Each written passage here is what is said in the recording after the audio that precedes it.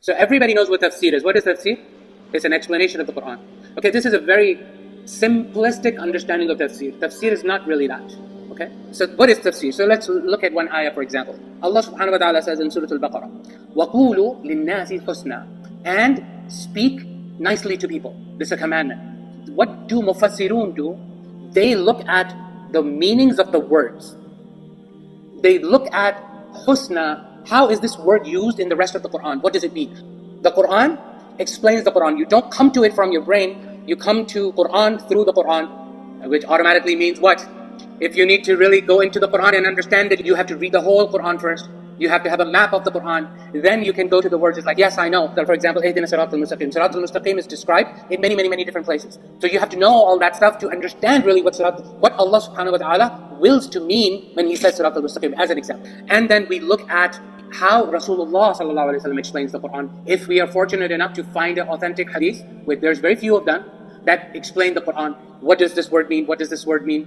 And then how we understand how the Sahaba understood the Quran, and then their students and their students, how they understand the Quran. What do they understand from this ayah? What did they understand? What does this mean? What does this mean? So tafsir literature is not going to tell you except very technical stuff. Does it make sense? Also, tafsir looks at different recitation. Did you know that this ayah in the Quran is recited at least 3 different ways? It is وَقُولُوا لِلنَّاسِ حُسْنًا, وَقُولُوا لِلنَّاسِ حَسَنًا, وَقُولُوا لِلنَّاسِ حُسْنًا with a maksura. So it's recited 3 different ways. Not only recited, it's written and pronounced 3 different ways.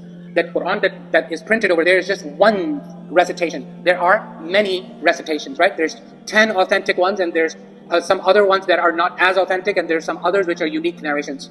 They're all recorded. Scholars look at all of them because they open up the meaning of the Quran. So the tafsir, what it does is tells you the what and the how. For example, in the 3-layer cake, the why, the what, and the how, the tafsir tells you the what and the how, but it may not help you with the why. Especially, and why in the Quran, why in this surah, and why for you. Why is this ayah important to you? Tafsir will not tell you that. You are responsible for that. Allah subhanahu wa ta'ala says, أَفَلَا يَتَدَبَّرُونَ الْقُرْآنَ أَمْ عَلَىٰ قُلُوبِهِمْ أَقْفَالُهَا. Don't they do tadabbur of the Quran? Do they have locks on their heart? So Allah subhanahu wa ta'ala is asking all of us, before you go to scholarship, read the Quran. What does it mean to you?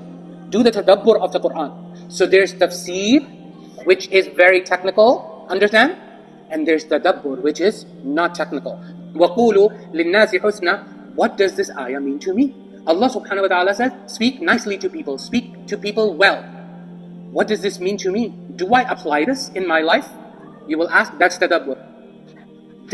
What is the significance of this in the daily life? Is this, how important is this to the deen, to the Islam?